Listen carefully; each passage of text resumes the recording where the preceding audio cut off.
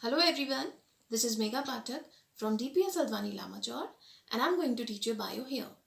So first of all, I would like to tell you about your syllabus of science, that there is no change in your science syllabus and I'm going to tell you your syllabus of bio.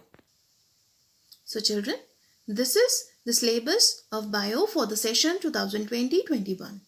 So chapter 5, the fundamental unit of life, chapter 6, tissue, chapter 7, diversity in living organisms, and chapter 13, why do we fall ill, chapter 14, natural resources, chapter 15, improvement in food resources. And we will start from the chapter 5, the fundamental unit of life. So children, here is the list of the topics which we will study in this chapter. So in chapter, the fundamental unit of life, first thing is cell and second topic is prokaryotic and eukaryotic cells, structure of cell, plasma membrane or cell membrane, cell wall, nucleus, cytoplasm and cell organelles. And these are the topics which are under cell organelles. Endoplasmic reticulum, which is ER, Golgi apparatus, lysosomes, mitochondria, plastids, vacuoles, and the last topic is cell division. So children, our chapter is the fundamental unit of life, which is cell. And you have already studied in your previous class that cell is the basic structural and functional unit of life. It was discovered by Robert Hooke in 1665. You know children, it was his chance observation through a self-designed microscope.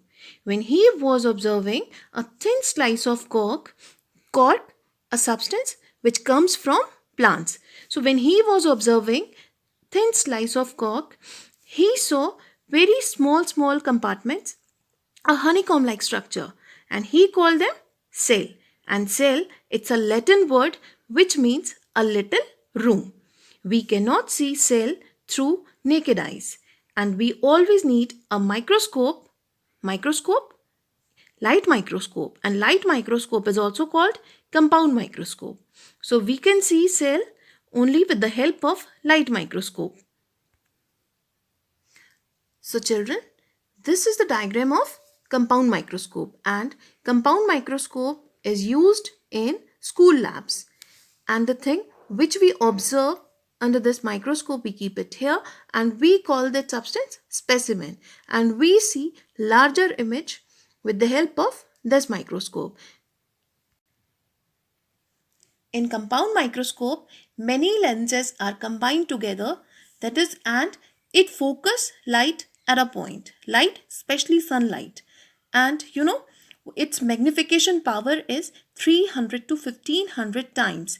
Means we see 300 to 1500 times larger image of the specimen when we see that it under compound microscope, means here. And when we observe onion peel under compound microscope, so this image is seen. Here, these small dots, these are called nucleus and these are cells. So children, now I will tell you different discoveries.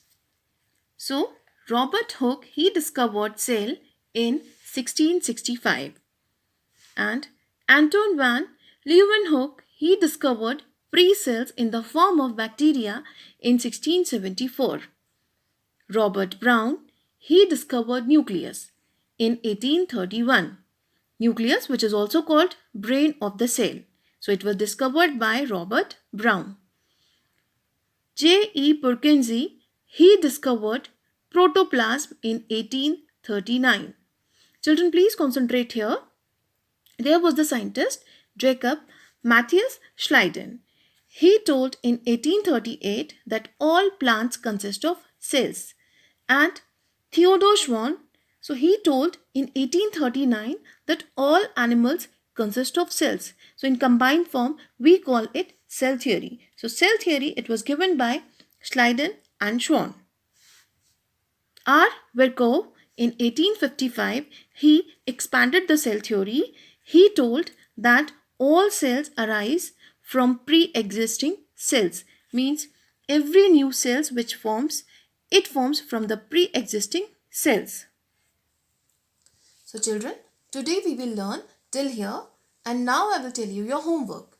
So you have to draw a diagram of compound microscope and onion peel observations under compound microscope. Means both the diagrams you have to draw. And second thing, you have to write about who discovered cell and how. So these two questions you have to draw. In first question, you have to draw just diagrams.